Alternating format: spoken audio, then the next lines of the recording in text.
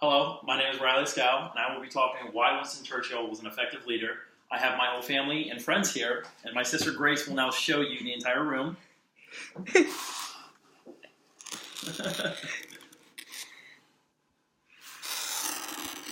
That's going to be a good noise. And... Alright, so I will be using two of Winston Churchill's famous speeches, the We Shall Fight speech, and I will also be using his Finest Hour speech. Both were used during World War II. So I'll be using a clip from The Darkest Hour, which was made in, I believe, 2016, and it is a segment on him speaking about the We Shall Fight speech. We shall fight in France. We shall fight on the seas and oceans. We shall fight with growing confidence and growing strength in the air. We shall defend our island, whatever the cost may be.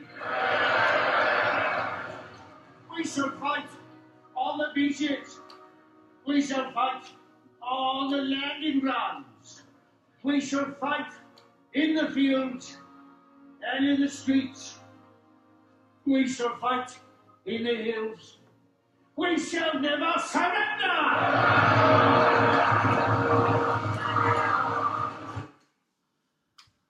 Alright, so after watching that clip, we're going to analyze that speech and then also, as I said, the Finest Hour speech. So this is our agenda for today. I will be talking about Winston Churchill's logos, his ethos, his pathos, and then I will finish up with a summary on how he used all of those to be an effective leader during a crisis.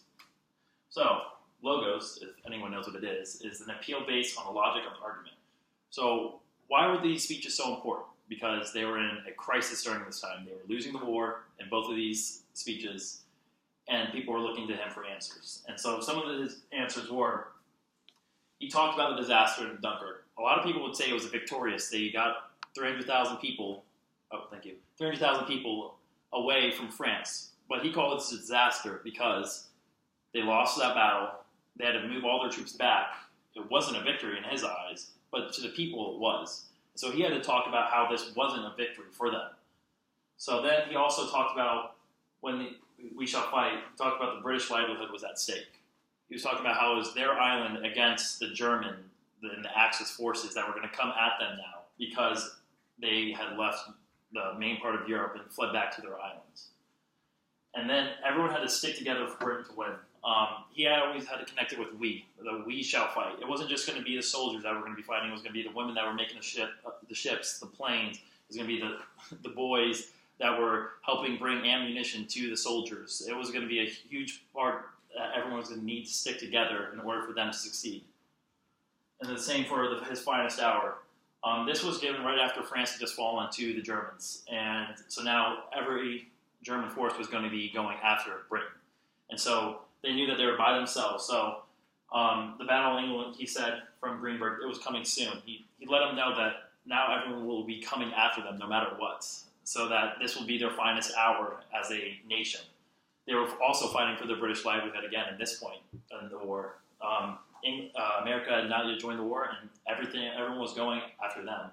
So they were trying to be the beacon of light for hope to show that they can fight against a huge force and show victorious. And then every British citizen needs to stick together to win.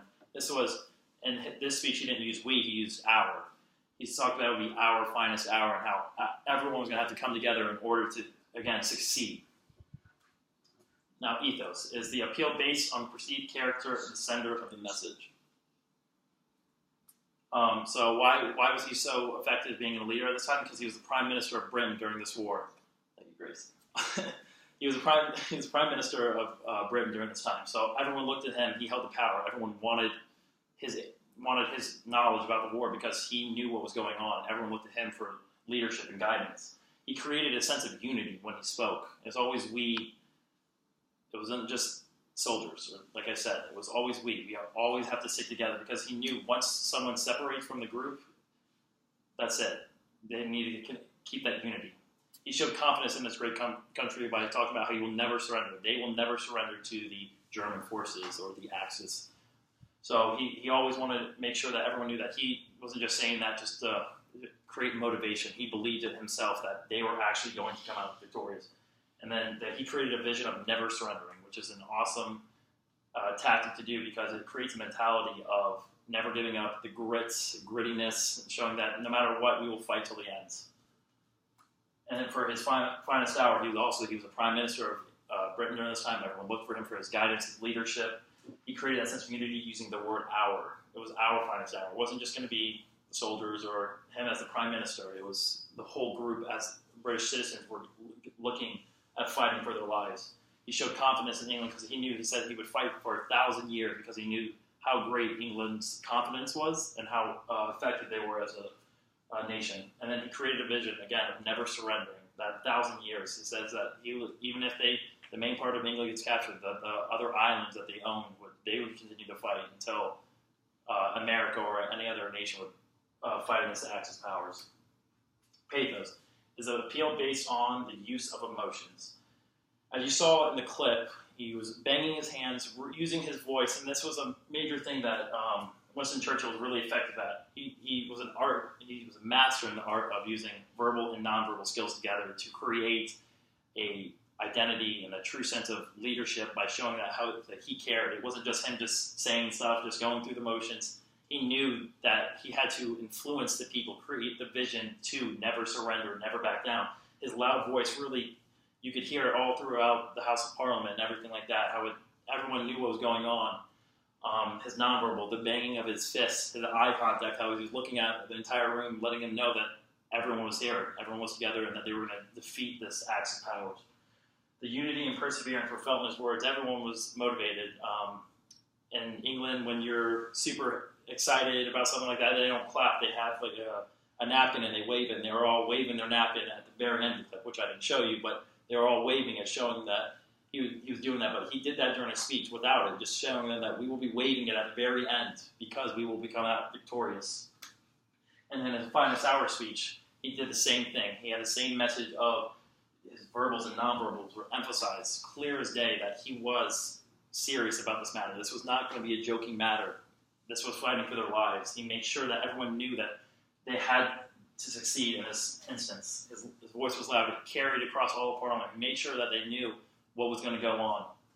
His nonverbal, he was banging his hands, eye contact. He made sure everyone knew what was going on. He wanted to make sure he connected with everyone, as I'm trying to do with you right now, looking at all you guys. But, and then he created a sense of unity and perseverance. I'm looking at you. Unity and perseverance of how England was going to win, no matter what the cost may be, if it may be their island, but it would never be that they gave up.